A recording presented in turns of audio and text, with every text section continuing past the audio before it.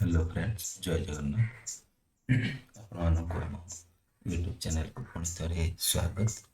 देख आज आम देखा क्लास 6 मैथ मैथ चैप्टर 3। ठीक अच्छे, तो कौन शिखा ना आज संख्या खेल विषय शिखा तृतीय अध्याय संख्या खेल देखु संख्या गुड़ी लेकिन आम खेल आज देख आमर नितिदिनिया जीवन रे संख्या गुड़ी को विभिन्न उपाय आम व्यवहार कर मैंने संख्या गुड़ी को गणिबार व्यवहार करूँ एवं दैनंदिन जीवन सहित संपृक्त समस्या गुड़ी को जोग वियोग गुणन और हरण आदि क्षेत्र में मौलिक प्रक्रिया को प्रयोग करके आम समाधान कर जो प्रक्रिया गुड़ी को मान चारि गाणितिक प्रक्रिया को व्यवहार करके आम समाधान कर अध्याय आम संख्या को नहीं खेलिबा आम चतुर्पार्श्व संख्या गुड़ी को देखा संरचना गुड़ी को निरीक्षण करवा एवं संख्या और गाणितिक प्रक्रिया गुड़ी को नुआ उपाय व्यवहार कर शिखा विभिन्न परिस्थिति चिंता करवा जो कि आम संख्या गुड़ी को व्यवहार करूँ भिन्न भिन्न 5टी परिस्थितिर तालिका करवा जो कि संख्या गुड़ी को व्यवहार हो सांग मैंने कौन तालिका कर देखा और तुम मध्य आदान प्रदान करने को कही से बुझला कौन कही ना जो आम संख्या गुड़ी को व्यवहार करवा भिन्न भिन्न 5टा परिस्थिति आम लिखा कही से तो देख केमती कर तो एमती लिख देख देख संख्या व्यवहार होता 5टा भिन्न परिस्थिति विषय से कही तो लिख वस्तु गणना करने आम जोटा काउंटिंग ऑब्जेक्ट तापर परिमाण मापिया जोटा कि मेजरिंग क्वांटिटी तापर 3 आसब समय और तारीख जनवाई जोटा कि टाइम एंड डेट तापर टंका और अर्थर हिसाब है मनी तापर आसब खेल और क्रीडा रे स्कोर कि अंक गणना स्पोर्ट्स एंड गेम रे आम व्यवहार कर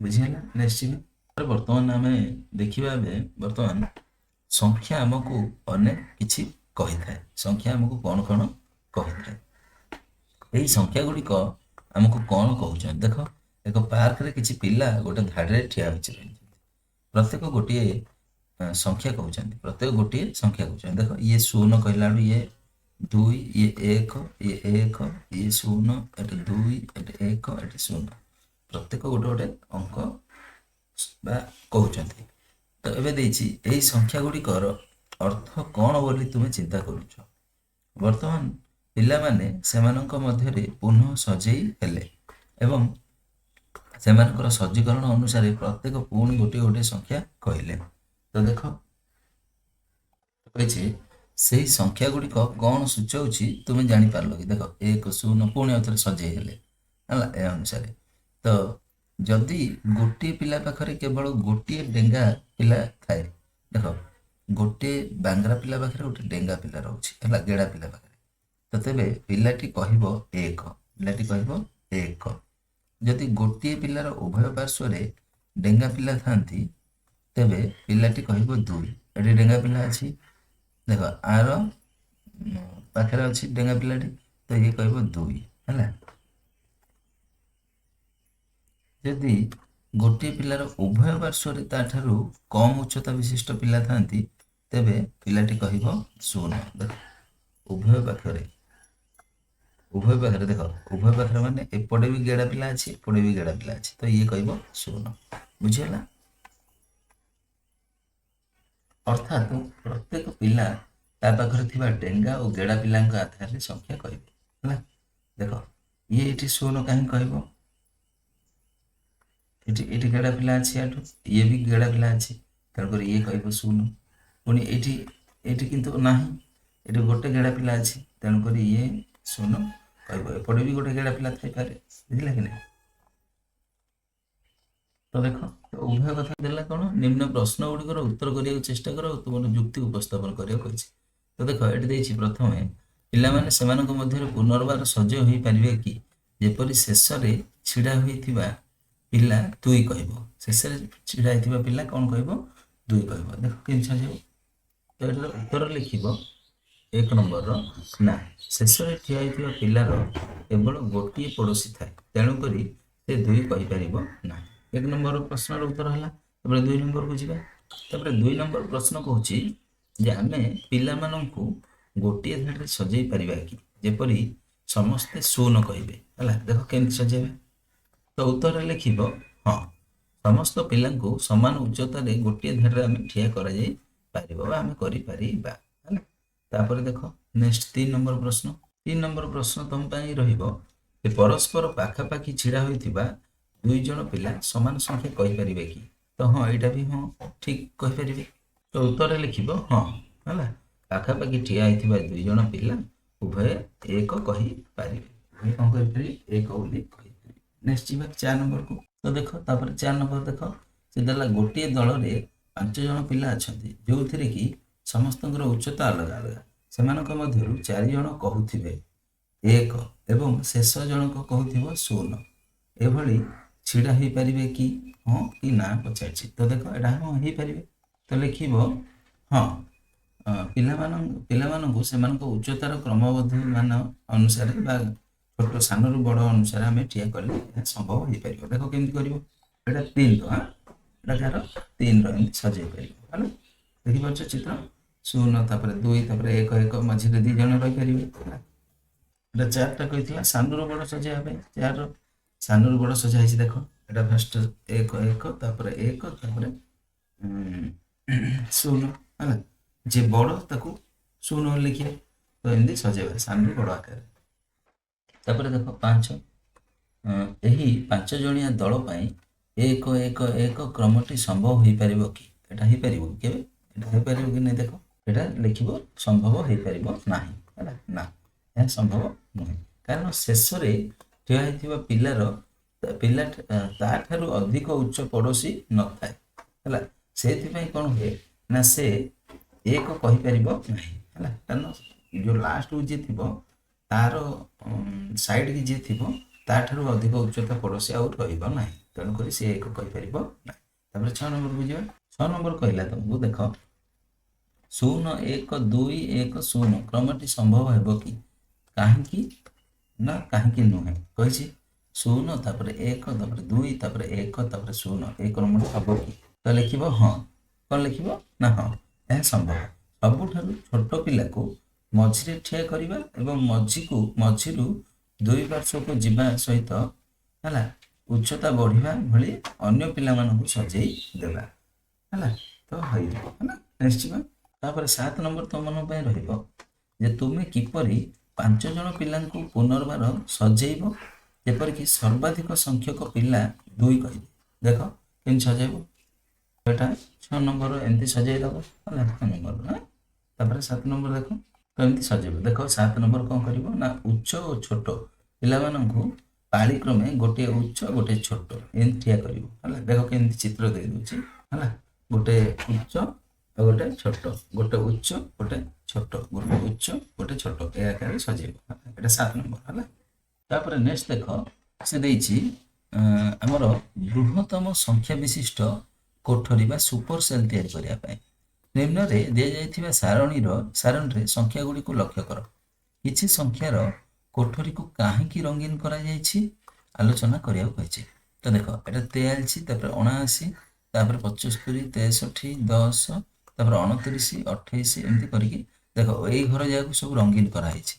କାହିଁକି କରାହେଇଛି ଦେଖ ଏକ କୋଠରୀ ରଙ୍ଗୀନ ହେବ ଯଦି ସେଥିରେ ଥିବା ସଂଖ୍ୟାଟି ତାହାର ପାଖ କୋଠରୀର ସଂଖ୍ୟା ଗୁଡ଼ିକ ମଧ୍ୟରୁ ବୃହତ୍ତର ହୋଇଥିବ। ଦେଖ ମାନେ ଏଇ କୋଠରୀଟାକୁ ରଙ୍ଗୀନ କେତେବେଳେ କରାହେବ ନା ପାଖ କୋଠରୀ ଦେଖ ଏଇ କୋଠରୀଠୁ ଇଏ ବଡ଼ ହେଇଥିବ। ସେମିତି ଦେଖ ଏଇଟାକୁ ରଙ୍ଗୀନ କରାହେବ ଏଇ କୋଠରୀଠୁ ବଡ଼ ହେଇଥିବ ହେଲା। ବୁଝିପାରିଲ। ସଂଖ୍ୟା 626 ଦେଖ 626 ଥିବା କୋଠରୀକୁ ରଙ୍ଗୀନ ହୋଇଛି ଯେହେତୁ ଏହା 577 ଆଉ 345 ଠାରୁ ବଡ଼ ହେଲା। ବୃହତ୍ତର ମାନେ ବଡ଼। ସେହିପରି 200 ରଙ୍ଗୀନ ହେଇଛି। ଦେଖ 200 କୋଉଠି ରଙ୍ଗୀନ ହେଇଛି 200 ରଙ୍ଗୀନ ହୋଇନାହିଁ ଏଟା ହେଇନି ହେଲା। ଯେହେତୁ ଏହା 577 ଠାରୁ ক্ষুদ্রতর ହେଲା ବୁଝିପାରୁଛ କି ନାହିଁ ସଂଖ୍ୟା 198 198 ର ରଙ୍ଗୀନ ହେଇଛି ଦେଖ 198ଟା ରଙ୍ଗୀନ ହେଇଛି ତା ମାନେ 109ଟା ତାଠୁ ସାନ ଏପଟେ ବି ଯିଏ ଥିବ ସେ ସାନ କାଠୁ 198 ଠାରୁ ହେଲା ଏହା କେବଳ ଗୋଟିଏ ପାଖ କୋଠରୀ 109 ଅଛି ଏବଂ 198 109 ଠାରୁ ବୃହତ୍ତର ଅଟେ ବା ବଡ଼ ଅଟେ ହେଲା ବୁଝିଗଲା ତ ଏବେ ଦେଖ ଆସ ବୁଝିବା 1 ନମ୍ବର ନିମ୍ନ ସାରଣୀରେ ସୁପର ସେଲ୍ ଗୁଡ଼ିକୁ ଚିହ୍ନିବା ପାଇଁ କହିଛି ଦେଖ 6 8 2 8 ତାପରେ 6 7 0 ତାପରେ 9 4 3 5 ହେଲା ତାପରେ ଦେଇଛି 3 7 8 0 ତାପରେ ଦେଇଛି 3 7 0 8 ତାପରେ 7 3 0 8 ଏମିତି ଦେଇଛି ସଜେଇଛି ହେଲା ତ ଏଠି କ'ଣ କହିଛି ସୁପର ସେଲ୍କୁ ଆମେ ଦର୍ଶାଇବାକୁ କହିଛି ଦେଖ ସୁପର ସେଲ୍ ଗୁଡ଼ିକୁ କେମିତି ଦର୍ଶାଇବ ତ ଏମିତି ତମେ ସଜେଇ ପାରିବ ହେଲା ଦେଖ କ'ଣ ପାଇଁ ଦେଖ ମୁଁ ଏବେ 6 8 ତ ଦେଖ ଏଠି ମୁଁ କ'ଣ କହିଲି 6 8 2 8 ଲେଖିଲି ଏଠି 6 8 2 8 ଲେଖିଲି ମାନେ ଏଇ ଯେଉଁ ସଂଖ୍ୟାଟା 6 7 0 8 ସାନ ହେଲା ତେଣୁକରି ଇଏ ସୁପର ସେଲ୍ ହେବ ତାପରେ ଦେଖ 9 4 3 5 ଏଠି ଅଛି ହେଲା ଏଇଠି ଦେଖ ଦି ପଟେ ସାନ ସଂଖ୍ୟା ଅଛି 3 7 8 0 ଅଛି ସାନ ସଂଖ୍ୟା 6 7 0 ବି ସାନ ସଂଖ୍ୟା ଦି ପଟେ ସାନ ସଂଖ୍ୟା ଥିବାର ଅଛି ନହେଲେ ଗୋଟେ ପଟେ ବି ଥିବାର ଅଛି ତ ଏଠି ଦେଖ ଏଠି ଅଛି 8000 ଏଠି ବି ସାନ ସଂଖ୍ୟା ଅଛି ଏଠି ବି ସାନ ସଂଖ୍ୟା ଅଛି 8 ହେଲା ତ ଇଏ ବି ସୁପର ସେଲ୍ ହେବ ବୁଝିଲା ନେକ୍ସଟ ଆଉ ଦେଖ 2 ନମ୍ବର ଦେଇଛି ନିମ୍ନ ସାରଣୀରେ 4 ଅଙ୍କ ବିଶିଷ୍ଟ ସଂଖ୍ୟାକୁ ଖାଲି କୋଠରୀରେ ଲେଖିବା ଯେପରିକି ବୃହତ୍ତମ ସଂଖ୍ୟା ବିଶିଷ୍ଟ କୋଠରୀ ଗୁଡ଼ିକ ହିଁ ରଙ୍ଗୀନ କୋଠରୀ ହୋଇଥିବ ହେଲା ଯେଉଁ ସବୁଠୁ ବଡ଼ ସଂଖ୍ୟା ଗୁଡ଼ିକ ହେଲା ଏଇଟା ସବୁ ରଙ୍ଗୀନ ସେଲ୍ ହେଇଥିବ ବୁଝିଲା ତ ଲେଖିବା ବର୍ତ୍ତମାନ ଚାଲ ତ ଆମେ 4 ଅଙ୍କ ବିଶିଷ୍ଟ ସଂଖ୍ୟା ଗୁଡ଼ିକୁ ଲେଖିବା ଏଇ ଘର ଭିତରେ ହେଲା ତ ଲେଖିବା ଯଦି ଆମେ କେତେ କେତେ ଲେଖିପାରିବା ନା 5 3 4 6 ଆଠୁ ବଡ଼ ସଂଖ୍ୟା ଏ ଦୁଇଟା ଯାହାଠୁ ବଡ଼ ସଂଖ୍ୟା ଲେଖିବାର ଅଛି ତ ଆମେ ଲେଖିପାରିବା 5 ଆମେ ଲେଖିପାରିବା 5 9 4 4 ଲେଖିପାରିବା କି ନାହିଁ ବଡ଼ ସଂଖ୍ୟା ତାପରେ ଦେଖ ନେକ୍ସଟ ଆମେ ଯେଉଁ ଏଇଠି ଲେଖିବା ଏଠି କେତେ ଅଛି ଆମର ଅଛି 1 2 5 8 1 2 5 8 ଦେଇଛି ତାମାନେ ଏଇଠି ଗୋଟେ ଛୋଟ ସଂଖ୍ୟାଟି ଲେଖିବାକୁ ପଡ଼ିବ ତ 3 2 4 5 ଲେଖିଲେ ହେଲା ତ ଏଇଠି ଲେଖିଲେ ବଡ଼ ସଂଖ୍ୟାରେ ଲେଖିବା ତାମାନେ 4 ହେଲା 3 4 3 ହେଲା 2 1 ହେଲା ଲେଖିପାରିବା ତାପରେ ଏଇଠି ଦେଖ ପୁଣି ଏଠି ସବୁ ଛୋଟ ସଂଖ୍ୟା ଲେଖିବା ହେଲା 2 2 4 5 ତମେ ମନ ଇଚ୍ଛା ବି ଲେଖିପାରିବ ହେଲା ଏଠି 5 4 3 2 ଲେଖିଲ ଏଇଠି ଦେଖ ଯେହେତୁ 9 6 3 5 ଅଛି 8 ଏଠି ବଡ଼ ସଂଖ୍ୟାଟି ହିଁ ଲେଖିବା ତା ମାନେ ଏଠି କେତେ ହେଇଯିବ 9 7 3 1 ହେଲା ବଡ଼ ସଂଖ୍ୟାଟି ଲେଖିଦେଲେ ତମେ ତମ ହିସାବରେ ତମେ ଲେଖିପାରିବ ହେଲା ତାପରେ 3 ନମ୍ବର ନିମ୍ନ ସାରଣୀ ପୂରଣ କର ଯେପରିକି ଆମ୍ଭେ ଯଥାସମ୍ଭବ ଅଧିକ ସୁପର ସେଲ୍ ପାଇବା ସଂଖ୍ୟା ଗୁଡ଼ିକ 100ରୁ 1000 ମଧ୍ୟରେ ରହିବ ଓ ସଂଖ୍ୟା ପୁନରାବୃତ୍ତି ହେବ ନାହିଁ ସେ କହିଛି ଆମକୁ ହେଲା ତ ଏଇଟା କେମିତି କରିବ ଦେଖ 3 ନମ୍ବରଟା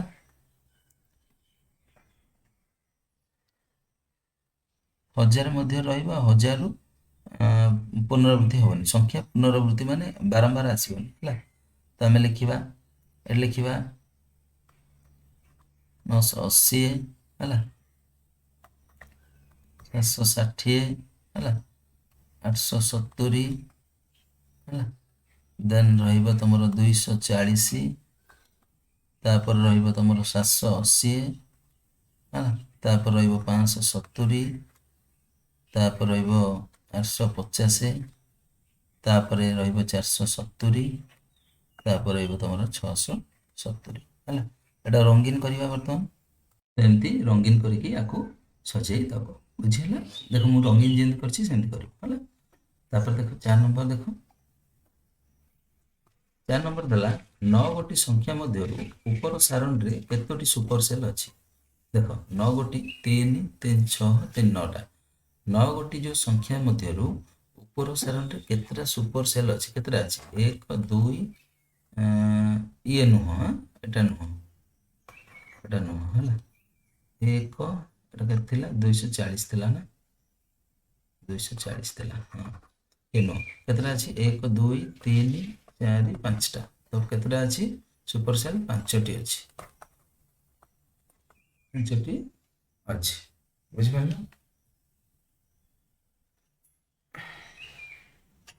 ତାପରେ ଦେଖ 5 ନମ୍ବର, ବିଭିନ୍ନ ସଂଖ୍ୟକ କୋଠରୀ ପାଇଁ କେତେ ସଂଖ୍ୟକ ସୁପର ସେଲ୍ ସମ୍ଭବ ନିର୍ଣ୍ଣୟ କର।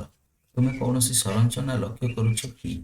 ଏକ ଦତ୍ତ ସାରଣୀ ପୂରଣ କରିବାକୁ କ'ଣ ଉପାୟ ଅଛି, ଯେପରିକି ଆମେ ସର୍ବାଧିକ ସଂଖ୍ୟକ ସୁପର ସେଲ୍ ପାଇବା? ଉପାୟ ଖୋଜିବା ଆଉ ସହପାଠୀମାନଙ୍କ ସହିତ ଆଲୋଚନା କରିବାକୁ ଆମକୁ କହିଛି ହେଲା। ତ ଏଇଟା ଦେଖ କେମିତି କରିବ। 5 ନମ୍ବର ଦେଖ, 5 ନମ୍ବରଟା କେମିତି ଲେଖିବ? ଯଦି ଏଇଟା 5 ନମ୍ବର ହେଲା, ଯଦି ସୁପର ସେଲ୍ ସଂଖ୍ୟା ଯୁଗ୍ମ ହୁଏ ତେବେ ସର୍ବାଧିକ ସୁପର ସେଲ୍ ହେବ n/2। କେତେ ହେବ? n/2। ଆର ସୂତ୍ର ଏଟା। ଉଦାହରଣ 6ଟି ସ୍ଥାନ ପାଇଁ ସର୍ବାଧିକ ସୁପର ସେଲ୍ ହେବ 6, n ଜାଗାରେ 6 ପକେଇଦେବ, 6/2 = 3। ଯଦି ସ୍ଥାନ ସଂଖ୍ୟା ବିଷମ ବା ଅଡ୍ ହୁଏ ବା ଅଯୁଗ୍ମ ହୁଏ, ଅଯୁଗ୍ମ ଲେଖିପାରିବ ହେଲା, ଅଯୁଗ୍ମ ହୁଏ, ତେବେ ସର୍ବାଧିକ ସୁପର ସେଲ୍ ସଂଖ୍ୟା ହେଲା, ଆର ସୂତ୍ର ହେଲା n+1/2, n+1/2। ଉଦାହରଣ 7ଟି ସ୍ଥାନ ପାଇଁ ସର୍ବାଧିକ ସୁପର ସେଲ୍ ହେଲା, ତ n ଜାଗାରେ 7 ପକେଇଦେବ, 7 + 1/2। ତା ମାନେ କେତେ ହେବ? 7 1 8/2 ବୋଲେ 8/2 ହେଲା। ଏଇଟା କରିଦେଉଛି ଏତେ ଦେଖ, 7 + 8 1/2 ମାନେ 8/2 ବୋଲେ 4 ହେଲା।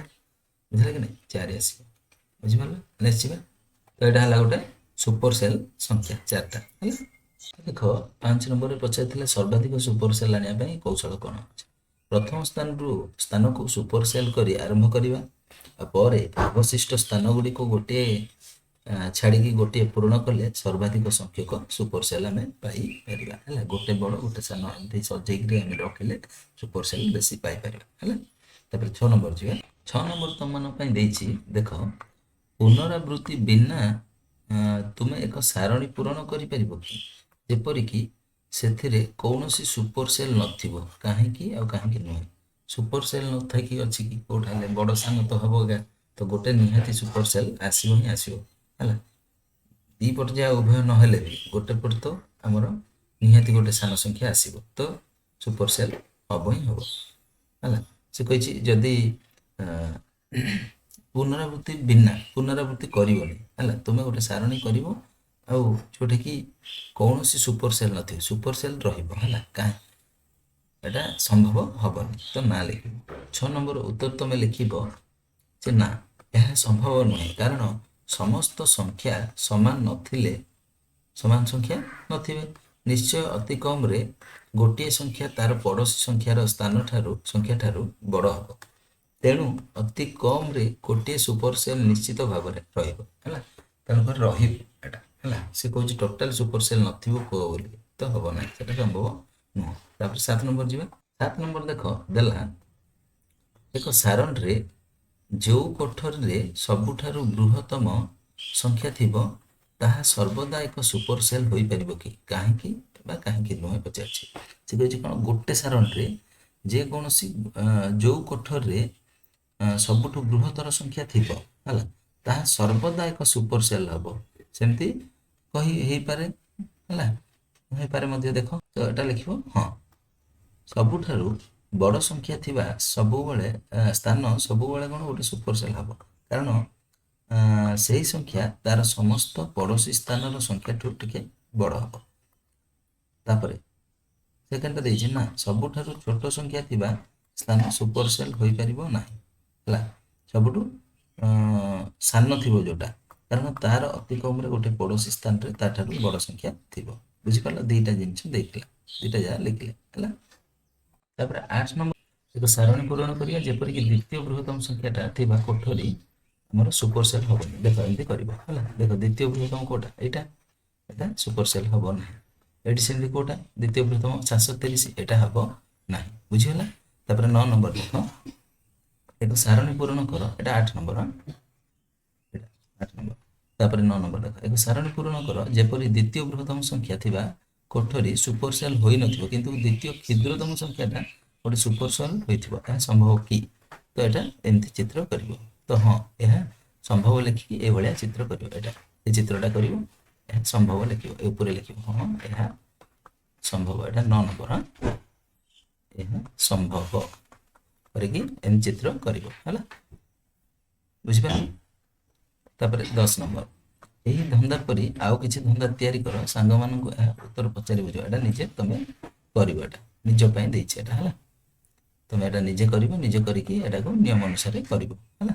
ଯଦି ଏଥିରେ ଥିବା ସଂଖ୍ୟା ଏହାର ସମସ୍ତ ପଡ଼ୋଶୀ କୋଠରୀର ସଂଖ୍ୟାମାନଙ୍କ ଠାରୁ ବୃହତ୍ତର ହେବ ହେଲା। ଦେଖୁଛ 10 ନମ୍ବରର ସାରଣୀ ଦେଖି କରିବ କହିଛି ହେଲା।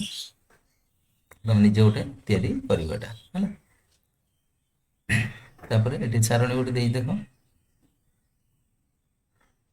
ତାପରେ ଦେଲା ଏଠି ସାରଣୀ 1ରେ 8632 ଏହାର ସମସ୍ତ ପଡ଼ୋଶୀ ସଂଖ୍ୟା ଏତିକି ଏତିକି ସଂଖ୍ୟା ଠାରୁ ବୃହତ୍ତର। ଦେଖ ଏ ସବୁଯାକ ସଂଖ୍ୟାଠୁ 8632ଟା ବୃହତ୍ତର ହେଲା। 8632ଟା ଏଇ ଯେଉଁ ସଂଖ୍ୟା ମାନଙ୍କ ଠାରୁ ସମସ୍ତଠୁ ବୃହତ୍ତର, କିନ୍ତୁ ଆଠୁ ନୁହଁ ହେଲା, ଆଠୁ ବି ନୁହଁ ହେଲା। ଆଠୁ କାଠୁ ବୃହତ୍ତର 4000 ହେଲା, 8280, 4580, 4795 ଏଟାଠୁ ବୃହତ୍ତର ହେଲା। 5 ଅଙ୍କ ବିଶିଷ୍ଟ ସଂଖ୍ୟା ଦ୍ୱାରା ସାରଣୀ 2 ପୂରଣ କର ଯେପରିକି 10639 ଅଙ୍କ ଗୁଡ଼ିକ କିଛି କ୍ରମରେ ରହିଛି ହେଲା। କେବଳ ରଙ୍ଗୀନ କୋଠରୀରେ ଥିବା ସଂଖ୍ୟା ଏହାର ସମସ୍ତ ପଡ଼ୋଶୀ ସଂଖ୍ୟା ମାନଙ୍କ ଠାରୁ ବୃହତ୍ତର ହେବା ଉଚିତ। ଏଠି ସଜେଇବାକୁ କହିଛି, ତ ଏଟା କେମିତି ସଜେଇବ ଦେଖ। ତ ଏଭଳିଆ ତମେ ସଜେଇ ଦବ ହେଲା। ଏଟାକୁ ଏଭଳିଆ ସଜେଇକି ରଖିଦବ ଚିତ୍ରଟି ହେଲା। ସେ ଅଙ୍କ ଗୁଡ଼ିକୁ ସଜେଇକି ଏଟାକୁ ଲେଖିବାକୁ ସେ କହିଛି ହେଲା। ଆଉ ଯୋଉଟା ଯୋଉଟା ବଡ଼ ସେଟାକୁ କ'ଣ କରିବ, ଗ୍ରୀନରେ କ'ଣ କରିବ, କଲର କରିବ, ବୁଝିଲେ? ତାପରେ ନେକ୍ସଟ ଦେଖିବା। ତ ଏଠି କହିଥିଲା ସେ ଦେଖ ସାରଣୀରେ ଥିବା କ୍ଷୁଦ୍ରତମ ଯୁଗ୍ମ ସଂଖ୍ୟା କୋଉଟା ବୋଲି ସେ ପଚାରିଛି। କ୍ଷୁଦ୍ରତମ ହବ ତମର, ତ କ'ଣ ଲେଖିବ ନା 10960। ତାପରେ ଦେଇଛି ଦେଖ ନେକ୍ସଟ, ଏଟା ଉତ୍ତର ହେଇଗଲା 10960। ତାପରେ ସାରଣୀରେ ଥିବା କ୍ଷୁଦ୍ରତମ ସଂଖ୍ୟା ଯାହାକି 50,000ରୁ ବଡ଼ ହେବ। 50,000ରୁ ବଡ଼ ହେବ ମାନେ ତମର ହେବ କ'ଣ ନା 60,319 ଉତ୍ତର ହେବ ହେଲା। ତାପରେ ଏତିକି ତ ଆମର ଥିଲା ଉତ୍ତର ହେଲା। ନେକ୍ସଟ କ୍ଲାସରେ ଆମେ ଆଉ ଗୋଟେ ଦେଖିବା, କ'ଣ ଦେଖିବା ନା ସଂଖ୍ୟା ରେଖାରେ ସଂଖ୍ୟାର କ୍ରମକୁ ଦେଖିବା। ରହୁଛି, ଜୟ ଜଗନ୍ନାଥ।